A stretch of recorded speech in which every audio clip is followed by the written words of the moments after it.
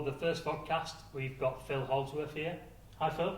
Hi, thank you very much for inviting me along. No problem. I was keen to get you involved in the first podcast, and we've had many discussions over the last few months. Phill, an avid walking footballer with Harrogate Town Community Foundation, and also helps out on match days, but then very much involved in the local community in Harrogate as well. Yeah. I moved to Harrogate back in 2016, and one of the things I wanted to do was to really connect with local people. What better than to do that over the sport that I really love, which is football. So I got involved with Harrogate Town. I was then told that there's a walking football group, and I thought, great, because as we know at this moment in time, one of the areas that is impacting people is disconnection. Because of our isolations and so on, people are feeling disconnected, and what great way to not just get connected and help our mental well-being, but also the physical side. So it's been wonderful getting involved in the walking football. And you've very much seen it from the start, and then seen it evolve. And recently we've had Laurie Coulthard, who was our first England international at 70 plus years. So that was thrilling for me to see that. And there's lots of photos that I think we're going to share on this podcast. Maybe some comments about Laurie, and you've played with him. Played against him, alongside him. He's great to play with. He's challenging to play against. I mean, Laurie's a good player, and he's a great guy as well, and very enthusiastic and very skillful on the ball. And even, I know it's walking football, but having said that, you still have to apply that sort of skill and that sort of athleticism, and Laurie epitomises that in what he does, and it's a pleasure to play with him. Yeah, he's great off the field as well, so really friendly, and I know it's a generation thing, so his grandchildren come watch Harrogate Town, and that's what we want. We want everyone within the family unit to get involved to some degree with the club and within the community foundation. You had your first session back at walking football last week. How was that? Coming back after so long. It's new venue, but it was very interesting. I mean, obviously the assumption is that many of us will be doing something in between, and by and large I was, but there were periods where, for all of us, I'm sure, it was quite restrictive. So to come back to the first session, you kind of felt it, but it was so good to be back. I think the conversation between the guys was evident that we were just so pleased to see each other and to actually get back to doing something that we enjoy doing. So it was good.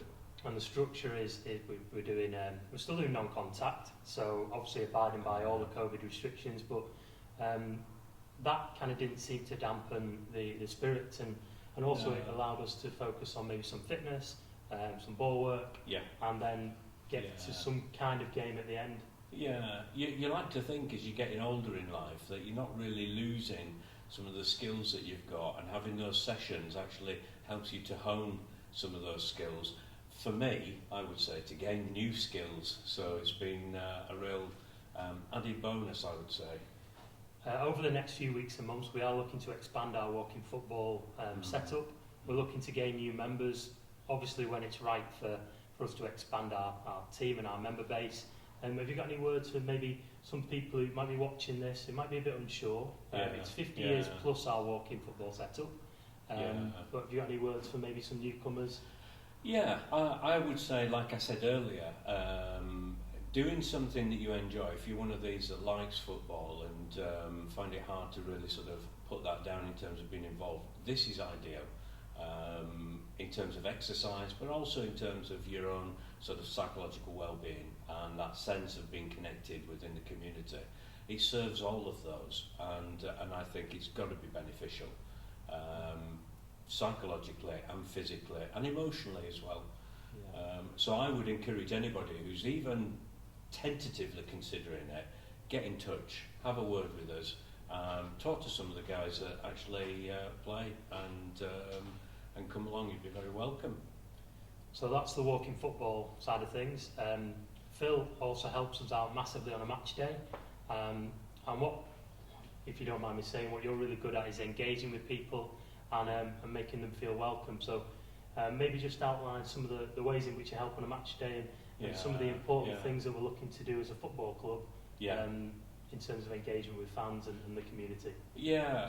Up to obviously the lockdown earlier this year, we were very much running the fundraising side in terms of the 50-50 raffle tickets, and I sort of managed a team that actually sold the tickets as people arrived. But I think the conversations that we had with regards to our work around that area was how could we contribute to the whole match day experience? And I think when you come to a match, you're coming to watch your favourite team play, but equally it's about the whole atmosphere and the camaraderie, and as a volunteer we can play our part in creating that atmosphere and making people feel welcome. So even things like, going the extra mile and actually pointing out where all the facilities are. Some people visiting for the first time can walk away with this great sense of, I was welcomed, I was looked after, and I was shown where the facilities were. And I think us as a voluntary team being able to play our part in that has been great, and long may it continue. Obviously with the success of the first team, moving to the Football League, how do you see that when fans eventually come back? Hopefully it'll be as soon as possible.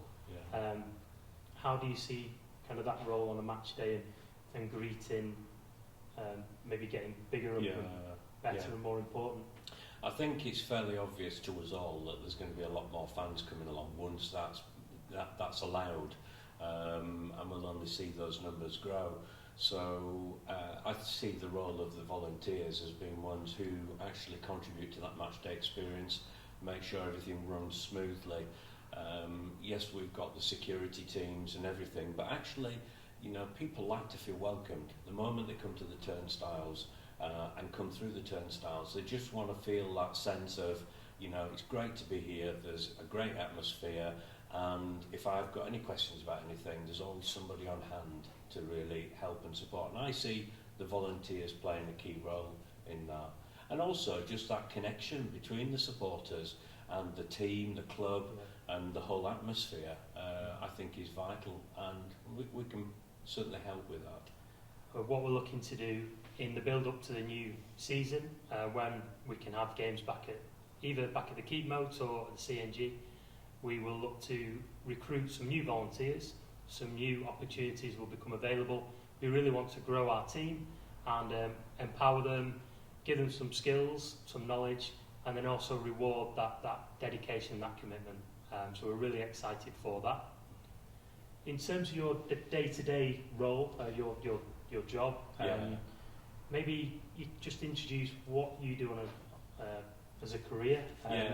Obviously football is always going to be a big part, but you do something that is quite inspiring and something that we'd like to share. Well, I appreciate that, and thank you very much.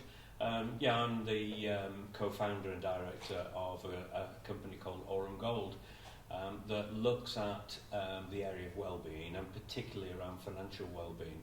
But what does that actually mean for people? And it's helping people not just engage with better ways of managing their finances, but it's also about introducing them to themselves. So it's being self-aware and having that self-value as well. And all of those things influence any aspect of life. And our passion is to make a positive difference in the lives of people. So if that means helping to reduce stress, anxiety, and in this case around finances, then we're doing the very thing that is of value to us, and impacting lives in a positive way. This period of time is, I'm sure for many people, quite stressful, not knowing what the future is going to hold for them, and concerned about their finances and even their health.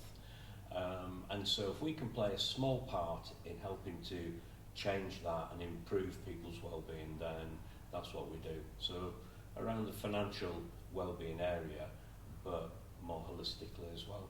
And you're based in Harrogate? We are based in Harrogate, but we'll cover anywhere in the UK. It's interesting at the moment, we're working with a county council, 10,000 employees. How on earth do you reach them? Well, we do that through webinars, And so, in essence, we could actually reach people wherever they may be.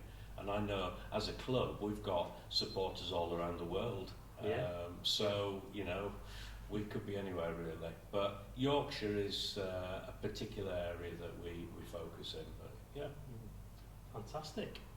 I just want to say a big thank you to Phill for being part of our vodcast. We're going to be speaking again, no doubt, probably in a few episodes' time. But it'd be great to get you back involved in the match day and then see how we can work together as a community foundation, in the near future. Yeah, thank you very much, Ian. Appreciate that.